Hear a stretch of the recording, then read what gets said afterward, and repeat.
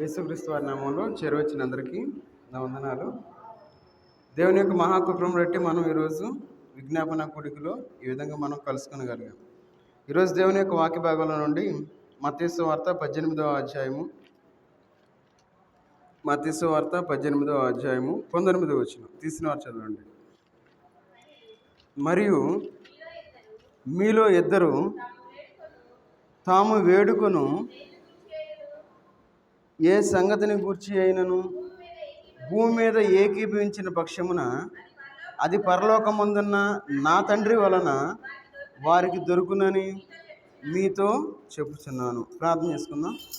మహోన్నతుడైన దేవా, సర్వాధికారి అయిన దేవా, నీకు వందనాలు తండ్రి. ఈ రాత్రికాల సమయంలో మీ పాసందులో చేరి మీ యొక్క వాక్యాన్ని మేము ధ్యానించుకోవడానికి మీరు ఇచ్చిన కృపను బట్టి వందనాలు చెల్లించుకుంటూ ఉన్నాం తండ్రి.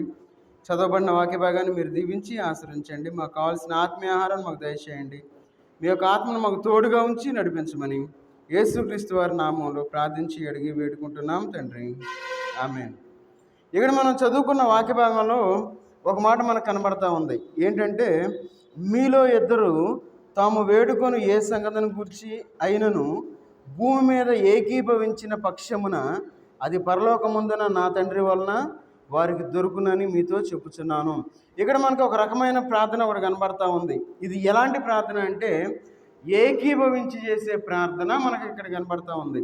మన జీవితంలో ఎక్కడైతే ఇద్దరు ఏకీభవించి ప్రార్థన చేస్తారో వారి ప్రార్థన కూడా దేవుడు వింటాను అని చెప్తా ఉన్నారు. అదే మనకి ఇక్కడ చాలా స్పష్టంగా కనబడతా ఉంది. ఏమని? మీలో ఇద్దరు తాము వేడుకొను ఏ సంగతి గూర్చి అయినను. అంటే ఇద్దరు చాలు ప్రార్థన చేసుకోవడానికి.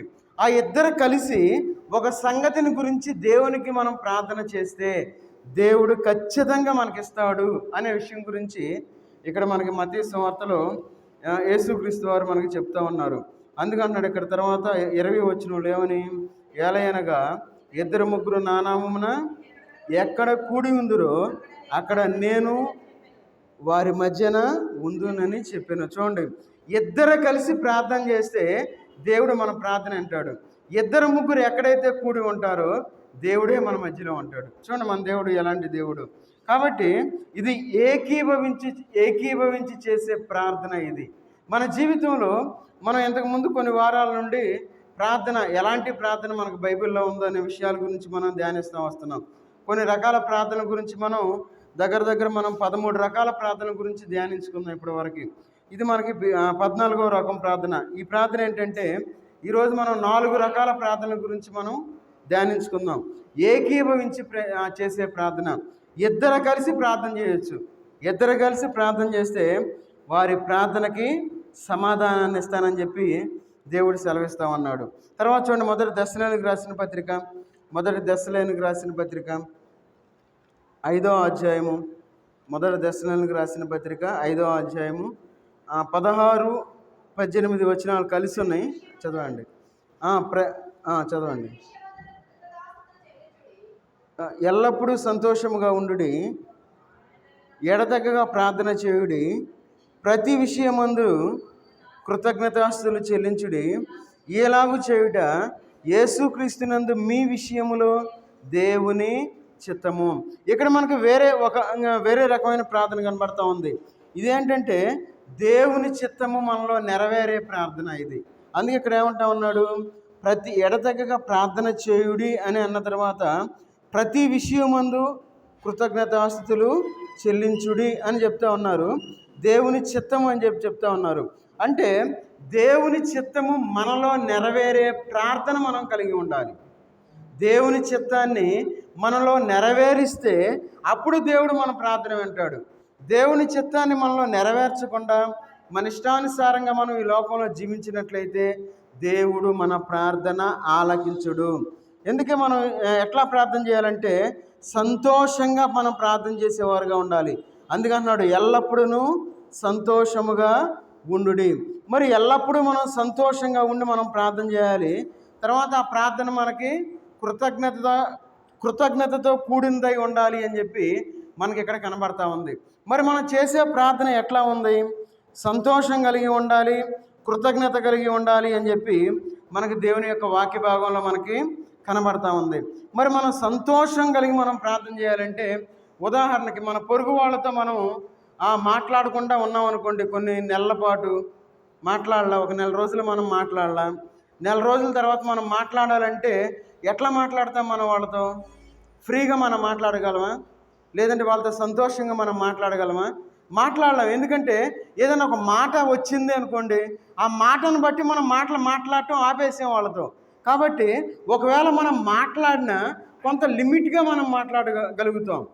మరి దేవుని విషయంలో మనం దేవునికి ప్రార్థన చేయకుండా ఉండటం అంటే దేవునితో మాట్లాడకుండా ఉండటము అని మనం అర్థం చేసుకోవాలి.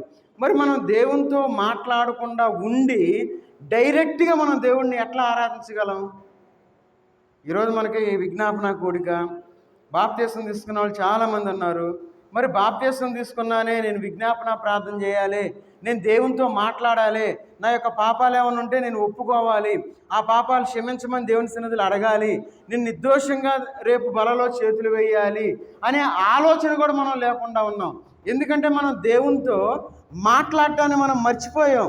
కాబట్టి మనం ఎట్లా ప్రార్థన చేయాలి? ఒకవేళ ఈ మాట అంటే మనకు ఇవన్నీ గుర్తు వస్తాయి. ఏమనంటే, అయ్యా మేము కష్టాల్లో ఉండం, మరి మేము కష్టాల్లో ఉన్నప్పుడు మేము ఎట్లా ప్రార్థన చేస్తాం? మేము బాధల్లో ఉన్నప్పుడు మేము ఎట్లా ప్రార్థన చేయగలం అని మనం అనుకుంటాం. అయితే మన దేవుడు శక్తిమంతుడు అనే విషయాన్ని మనం మర్చిపోకూడదు. మనకి ఎన్ని బాధలున్నా, ఎన్ని కష్టాలున్నా, ఎన్ని నష్టాలున్నా మన దేవుడు శక్తిమంతుడు. ఆయన నన్ను రక్షించేవాడు అనే విషయాన్ని మనం మర్చిపోకూడదు. అంటే ఈ విషయాలన్నీ మనం మర్చిపోతూ ఉన్నాం. ఆయన శక్తిమంతుడు అనే విషయాన్ని మర్చిపోయాం, ఆయన మనల్ని రక్షించేవాడు అనే విషయాన్ని మనం మర్చిపోయాం. తర్వాత మనం ఏం చేసాం? ఆయన నాతో ఉన్నాడు అనే విషయాన్ని మనం మర్చిపోయాం. దేవుడు నాతో ఉన్నాడు అంటే మనకు బాధ వచ్చినప్పుడు మనం ఏం చేస్తాం? సంతోషంగా మనం దేవుని సన్నిధిలో ఉండేవారుగా ఉంటాం. తర్వాత దేవుడు నన్ను ప్రేమిస్తూ ఉన్నాడు అనే విషయాన్ని కూడా మనం మర్చిపోయాం. దేవుడు మనల్ని ప్రేమిస్తూ ఉన్నాడు కాబట్టి మనం సజీవులుగా ఉండగలిగాం. ఒకవేళ దేవుడిని నమ్ముకోని వాళ్ళకు ఒక ప్రశ్న రావచ్చు. ఏమనంటే, అయ్యా నేను దేవుడిని నమ్ముకోలేదు కదా, మరి నేను ప్రశాంతంగా ఎట్లా ఉన్నాను, సజీవుడిగా ఎట్లా ఉన్నాను అనుకోవచ్చు. దేవుడు వాళ్ళను కూడా ప్రేమిస్తూ ఉన్నాడు కాబట్టి వారు కూడా ప్రశాంతంగా ఉన్నారు, సజీవులుగా ఉన్నారనే విషయాన్ని మనం గుర్తుపెట్టుకోవాలి. కాబట్టి దేవుడు మనల్ని ప్రేమిస్తూ ఉన్నాడు. దేవుడు నా యందు ఆనందించేవాడుగా ఉన్నాడు. దేవుడు మన యందు ఆనందించేవాడుగా ఉన్నాడు కాబట్టి మనం సంతోషంగా ఉండాలి. ఈ లోకంలో మనం ఏం చేస్తున్నామంటే వీటన్నిటిని మనం మర్చిపోతూ ఉన్నాం. అసలు దేవుడు ఎలాంటి వాడు అనే విషయాలన్నీ మర్చిపోయి ఈ చిన్న చిన్న విషయాల్లో, లేదంటే శోధనలు వచ్చినప్పుడు ఈ విషయాలు మర్చిపోయి మనం ఏం చేస్తున్నాం? లోకంలో మన ఇష్టానుసారంగా మనం జీవించేవారుగా ఉంటాం. అయితే చూడండి, జెఫన్యా గ్రంథంలో ఒక మాట మనకు కనబడతా ఉంది.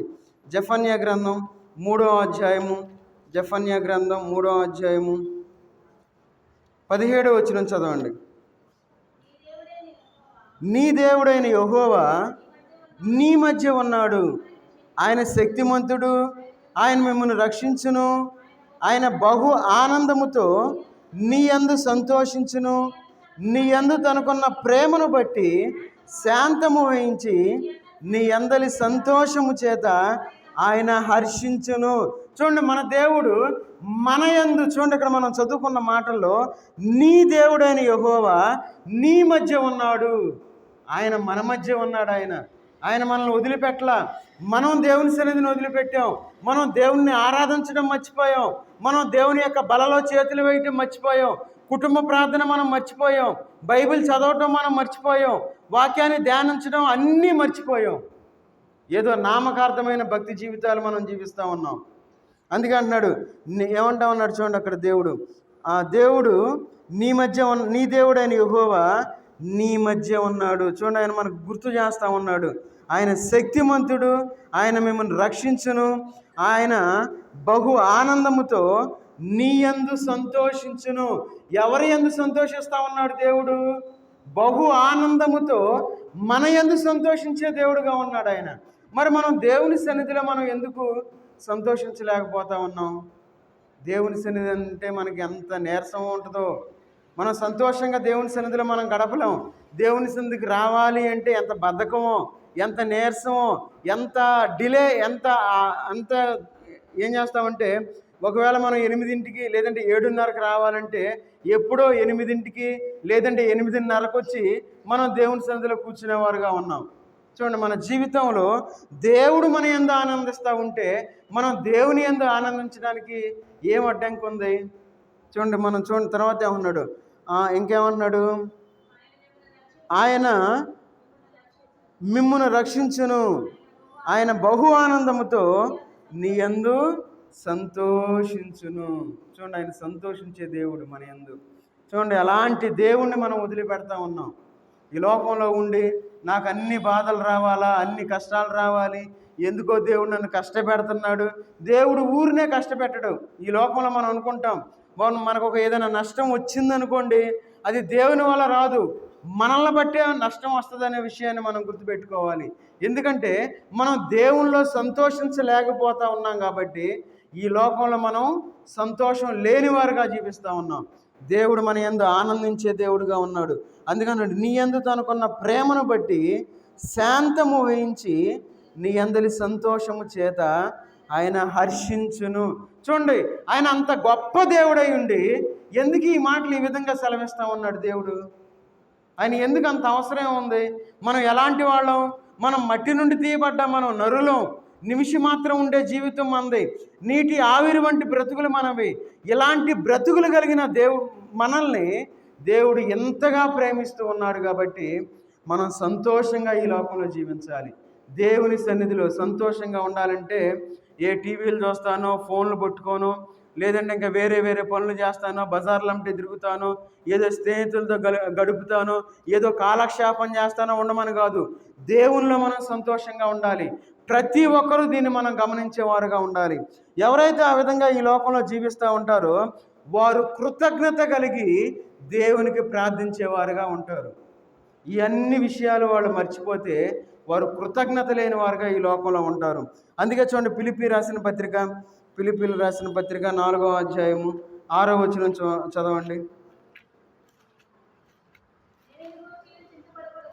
దేనిని గూర్చి చింతపడకుడు కానీ ప్రతి విషయంలోనూ ప్రార్థన విజ్ఞాపనల చేత కృతజ్ఞతాపూర్వకంగా మీ విన్నపములు దేవునికి తెలియజేయుడి. చూడండి, మనం ఎట్లా దేవునికి మన యొక్క విన్నపాలు తెలియజేయాలి?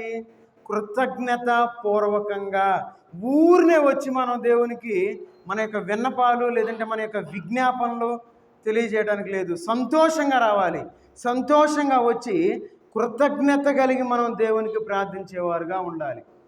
ఏదో నామకార్థమైన భక్తి మనం చేస్తాం, నామకార్థమైన ప్రార్థన మనం చేస్తూ ఉంటే దేవుడు మన ప్రార్థన ఆలకించడు అనే విషయాన్ని మనం గుర్తుపెట్టుకోవాలి. అందుకే కృతజ్ఞత కలిగి మనం ప్రార్థించేవారుగా ఉండాలి. సంతోషం కలిగి మనం ప్రార్థించేవారుగా ఉండాలి. అందుకే మనం ఈ లోకంలో జీవించేటప్పుడు ఆయన చిత్తం మనలో నెరవేరే ప్రార్థన మనం కలిగి ఉండాలి. ఆ విషయాన్ని తెలియటం కోసం మనం ఇన్ని విషయాలు మనం మాట్లాడుకున్నాం. మరి ఆయన చిత్తం మనలో నెరవేరాలి అంటే మనం సంతోషంగా ఉండాలి, మనం కృతజ్ఞత కలిగి మనం దేవునికి ప్రార్థించేవారుగా ఉండాలి అనే విషయం దేవుని యొక్క వాక్య భాగంలో దేవుడు మనకి తెలియజేస్తూ ఉన్నాడు. మరి మనం ఎందుకు ఈ లోకంలో ఆ విషయాలు మనం గుర్తు లేకుండా ఏదో నామకార్థమైన భక్తి చేస్తా ఈ లోకంలో మనం జీవిస్తూ ఉన్నాం? దేవునికి కృతజ్ఞతాస్తుతులు చెల్లించాలి అనే విషయాన్ని మనం మర్చిపోయాం. ఆయన ఆరాధించాలి అనే విషయాన్ని మనం మర్చిపోయాం. ఆయన బలలో చేతులు వేయాలనే విషయాన్ని మనం మర్చిపోయాం. సంఘగుడికి రావాలనే విషయాన్ని మనం మర్చిపోయాం. ఉపవాస ప్రార్థనలో ఉండాలి అనే విషయాన్ని మనం మర్చిపోయాం. విజ్ఞాపన ప్రార్థన చాలా ముఖ్యమైనది అనే విషయాన్ని అసలే మర్చిపోయాం. ఎట్లా? మనం బాప్తిస్మం తీసుకొని నేను దేవుని బిడ్డను, నేను విశ్వాసిని అని చెప్పుకుంటూ ఈ లోకంలో చలామణి అయ్యే విశ్వాసులుగా ఈ లోకంలో మనం జీవిస్తూ ఉన్నాం. అది మన జీవితంలో దేవుని చిత్తాన్ని నెరవేర్చే ప్రార్థన అనుభవము అని మనం గుర్తించాలా? అది కాదు. దేవుని చిత్తాన్ని మనం కలిగి ఆయన చిత్తాన్ని నెరవేర్చే ప్రార్థన మనం కలిగి ఈ లోకంలో మనం జీవించాలి. చూడండి, ఇక్కడ రోమిలికి రాసిన పత్రిక 12వ అధ్యాయము 12వ వచనం ఒకసారి చదవండి.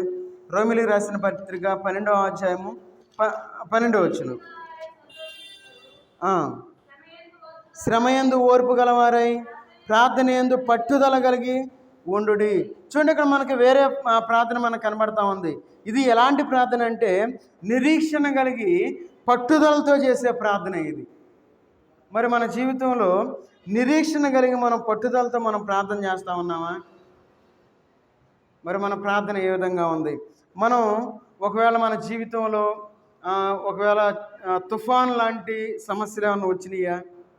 ఒకవేళ మనం మన జీవితంలో సమస్యల సుడిగుండంలో ఏమైనా పడిపోయామా? లేదంటే మనం పరిష్కారం చేయలేని సమస్యలతో మనం జీవిస్తూ ఉన్నామా? చూడండి, మనం ఒకసారి మనం ప్రశ్నించుకుందాం. మనం ఎలాంటి జీవితాలు మనం జీవిస్తూ ఉన్నాం? లేదంటే సమాధానం లేని ప్రశ్నలు మన యొక్క జీవితంలో ఏమైనా ఉన్నాయా? చూడండి, మనకి ఎలాంటి ఏమన్నా ఇబ్బందులు ఏమైనా మనం కలిగి ఉన్నామా? ఒకసారి మనం ప్రశ్నించుకుందాం. మరి ఇలా కాకుండా లేదంటే మనం ఈ లోకంలో జీవించేటప్పుడు తీరం తెలియక, లేదంటే గమ్యం తెలియక నా జీవితం ఎటుపోతుందో అని మనం ప్రశ్నించుకుంటా ఈ లోకంలో జీవిస్తూ ఉన్నామా? చూడండి, మన బ్రతుకులు ఎట్లా ఉన్నాయి, ఇవన్నీ మనం ప్రశ్నించుకోవాలి. మనం ప్రశ్నించుకున్నట్లయితే మనకు ఒక నిరీక్షణ మనం కలిగి ఉన్నాం. ఈ లోకంలో మనకు అలాంటి ప్రశ్నలు ఏమి లేవు. ఎందుకంటే దేవుడు మనకు ఒక నిరీక్షణ ఇచ్చాడు. ఎందుకంటున్నాడు ఏమని? నిరీక్షణ గలవారై సంతోషించుచు. ఒకవేళ మనం నిరీక్షణ కోల్పోయామేమో ఈ లోకంలో ఒకవేళ మనం ప్రార్థన చేసినప్పుడు నిరీక్షణ కోల్పోయిన వారుగా ఈ లోకంలో మనం జీవిస్తూ ఉంటాం. అయితే ఈ నిరీక్షణ మనం కోల్పోయినప్పుడు ఓర్పు ఆ ప్లేస్లో మనకేమొచ్చిందంటే ఏమొస్తుంది? ఓర్పు అనేదాన్ని మనం కోల్పోయి మన జీవితంలో ఏమొచ్చింది? అసహనం అనేది వచ్చేస్తూ ఉంటుంది. ఇంకేం చేస్తాం ప్రార్థన, ఇంకేం వెళ్తామని చెప్పి అసహనంతో ఈ లోకంలో మనం జీవించేవారుగా ఉంటాం. మనం ఎంతో తీవ్రంగా మనం ప్రార్థన చేస్తూ ఉంటాం. ఆ ప్రార్థనకి మనకు సమాధానం రాదు. అలాంటి సమయంలో మన యొక్క నిరీక్షణ కోల్పోయిన వారుగా ఈ లోకంలో జీవించేవారుగా ఉన్నాం. అయితే ఈ యొక్క సమస్యలన్నిటికీ కారణం ఏంటంటే మనమే, దేవుడు కాదు. ఎందుకంటే ఈ యొక్క సమస్యలు 100కి 100% మనమే అనే విషయాన్ని మనం గుర్తుపెట్టుకోవాలి. ఎందుకంటే మనం ఈ లోపల మనం ఎట్లా ప్రార్థన చేయాలి? ఇక్కడ కనబడతా ఉంది, నిరీక్షణ గలవారై సంతోషించు, శ్రమయందు ఓర్పు గలవారై ప్రార్థన యందు పట్టుదల కలిగి ఉండుడి. మరి మన జీవితంలో ఎట్లా? ఉదాహరణకి మనం ఇక్కడ నుండి తెనాలి వెళ్ళాలి. ఇక్కడ మనం నిలబడి ఉన్నాం, గంట సేపు నుండి నిలబడ్డాం. మనకు తెనాలి బస్సు ఇటు రావాలి, గంట అయినా మనకు రాలా. అప్పుడు సహజంగా మనం ఏమనుకుంటాం? ఏందా బస్సు రాలేదు, ట్రాఫిక్ జామ్ అయిందేమో, లేదంటే అసలు ఏమైంది బస్సు అని చెప్పి మనం ఏం చేస్తాం? నిరీక్షణ కలిగి వెయిట్ చేస్తూ ఉంటాం. అదేవిధంగా మన జీవితంలో ఏదన్నా మనం ప్రార్థన చేసినప్పుడు ఆ ప్రార్థనకి సమాధానం రాకపోతే, ఒకవేళ మన యొక్క పాపాలు అనే ట్రాఫిక్ జామ్లో ఒకవేళ ఇరుక్కుపోయిందేమో మన యొక్క ప్రార్థనకి జవాబు అని మనం ఆలోచించుకోవాలి. ఒకవేళ మన పాపాలు అడ్డుపడతా ఉన్నాయేమో అనే విషయాన్ని మనం గుర్తుపెట్టుకొని మనం దేవునికి మనం ప్రార్థించేవారుగా ఉండాలి. అట్లా కాకుండా మనం ఏం చేయాలి? మన యొక్క ప్రార్థనలో మన యొక్క పాపాలని మనం ఒప్పుకొని అయ్యా నన్ను క్షమించు అని చెప్పి మనం పట్టుదలతో మనం ప్రార్థించేవారుగా ఈ లోకంలో ఉండాలి. అందుకంటున్నాడు శ్రమల యందు ఏం కలిగి ఉండాలి? ఓర్పు గలవారై ఉండాలి. ఎవరైనా ఉదాహరణకి 10 నెలలు నిండితేనే ఒక బిడ్డ బయటికి రావాలంటే 10 నెలలు వెయిట్ చేయాలి, ఓర్పు కలిగి ఉండాలి. అట్లా కాకుండా 5 నెలలు అయిపోయాను వెంటనే నాకు నా బిడ్డ కావాలని చెప్పేసి ఏమైనా ఆపరేషన్ చేయించుకున్నాం అనుకోండి, ఏం జరిగింది? సరిగ్గా లోపల పాటలు సరిగ్గా అవ్వవు. ఏదన్నా ఒకవేళ 2 నెలలు లేట్ అయినా సరే, 8 నెలలకు పుట్టారనుకోండి, తీసుకెళ్ళి ఏం చేస్తారు? బాక్స్లో పెట్టాలి, ఐసీయూలో పెట్టాలి, బాక్స్లో పెట్టాలి అని చెప్పి తీసుకెళ్ళి పెడతారు. ఎందుకు? 2 నెలలు తొందరగా పుట్టాడు కాబట్టి. మరి అంత అంటే 10 నెలల ఓర్పు కలిగి ఒక బిడ్డ కోసం మనం వెయిట్ చేసినప్పుడు మరి మన జీవితంలో మన ప్రార్థన కోసం మనం ఎట్లా నిరీక్షించేవారుగా ఉన్నాం? ఒక బిడ్డ కోసం 10 నెలలు వెయిట్ చేస్తూ ఉన్నాం, తొందర పట్ల 1 నెల అయిపోగానే లేదంటే 2 నెలలు అయిపోగానే నాకు బిడ్డ కావాలని చెప్పి వేరే నిర్ణయాలను తీసుకోవట్లా. ఎందుకు? 10 నెలలు ఆగాలి, ఆగితేనే బిడ్డ మనకి ఆడబిడ్డ మగబిడ్డ మనకి చిన్నపిల్లలు వస్తారు. అయితే మరి మన ప్రార్థన విషయంలో మనం ఎందుకు తొందరపడతా ఉన్నాం? ప్రార్థన ఎట్లా ఉంటుందంటే మన యొక్క ప్రార్థన చేసిన వెంటనే జరిగిపోవాలి. అన్నీ జరగకపోతే ఏమంటారు? అసలు దేవుడే లేడు, దేవుడు ఉంటే అంటారు దేవుడు లేడని స్టేట్మెంట్. మళ్ళీ చూడండి, మన జీవితాలు ఆ విధంగా ఉన్నాయి. కాబట్టి మనం ఏం చేయాలి? ఈ లోకంలో శ్రమ యందు మనం అక్కడ ఏమంటున్నారు? ప్రార్థన, శ్రమ యందు ఓర్పు గలవారై ప్రార్థన యందు పట్టుదల కలిగి ఉండుము. అందుకంటున్నాడు ఈ రోమీయులకు రాసిన పత్రికలోనే 5వ అధ్యాయము 3-4 వచనాలు చదవండి. 5:3-4.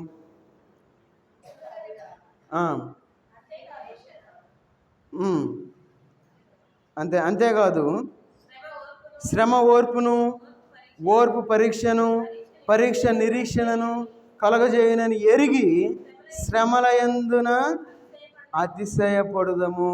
మరి మనం శ్రమ వచ్చినప్పుడు మనం ఏం చేస్తాం? అతిశయపడము. నీరసం వచ్చేసింది మనకి.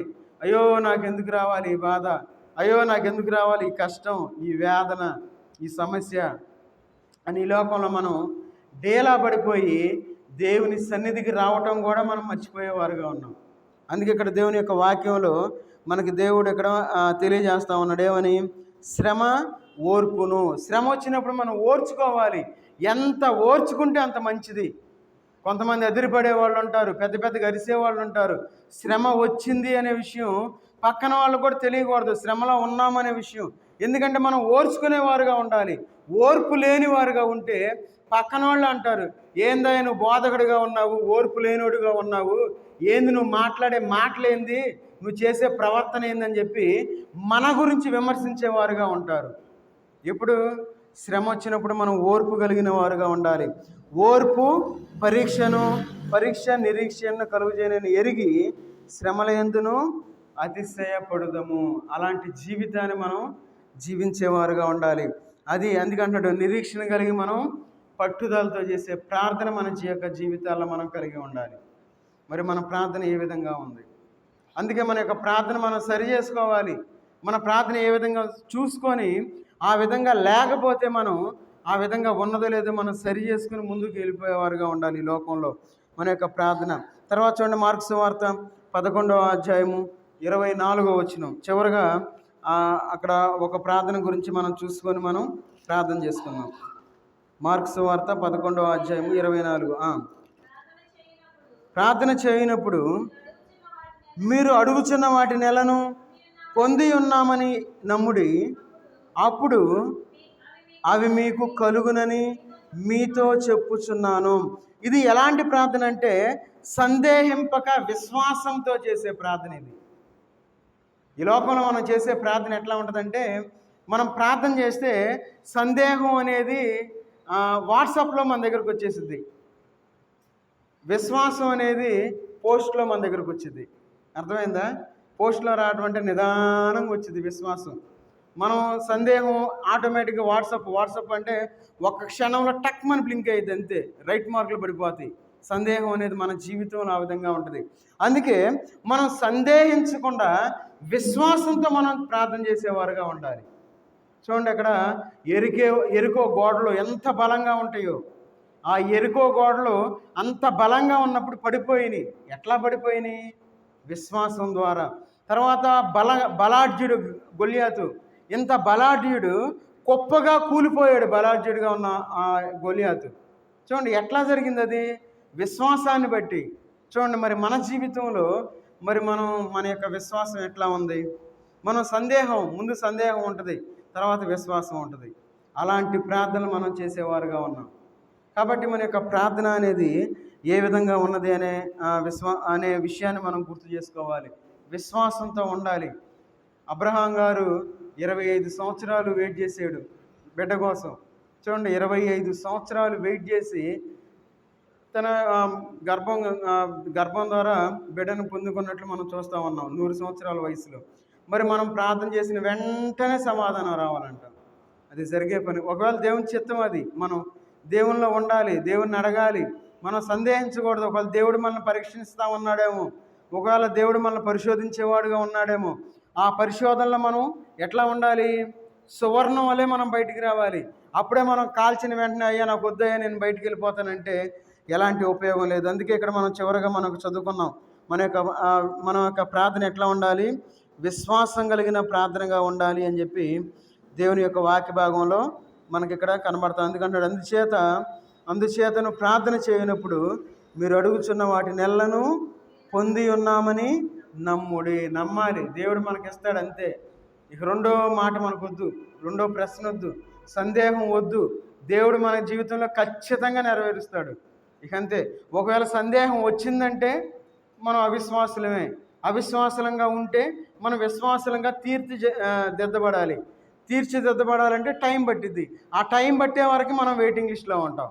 కాబట్టి మనం దేవుణ్ణి అడిగినప్పుడు మనం సందేహించకుండా విశ్వాసంతో మనం దేవుణ్ణి ప్రార్థించే వారిగా ఉండాలి. అందుకే సందేహింపగా విశ్వాసంతో మనం చేసే ప్రార్థన మనం కలిగి ఉండాలి. ఈ రాత్రికాల సమయంలో మనం 4 రకాల ప్రార్థనల గురించి మనం ధ్యానం చేసాం.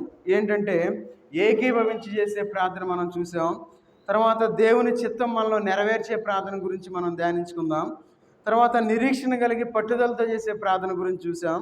తర్వాత సందేహింపక విశ్వాసంతో చేసే ప్రార్థన గురించి మనం ఈ రాత్రికాలంలో మనం ధ్యానించుకుందాం. కాబట్టి మన ప్రార్థన ఏ విధంగా ఉంది, మనం ఏ విధంగా ప్రార్థన చేస్తున్నాము అని వాక్యానుసారంగా సరిపోల్చుకొని ఈ లోకంలో మనం సరి చేసుకొని మనం ముందుకు సాగుదాం. అందరు తల్ల వంచి ఒకరి తర్వాత ఒకరు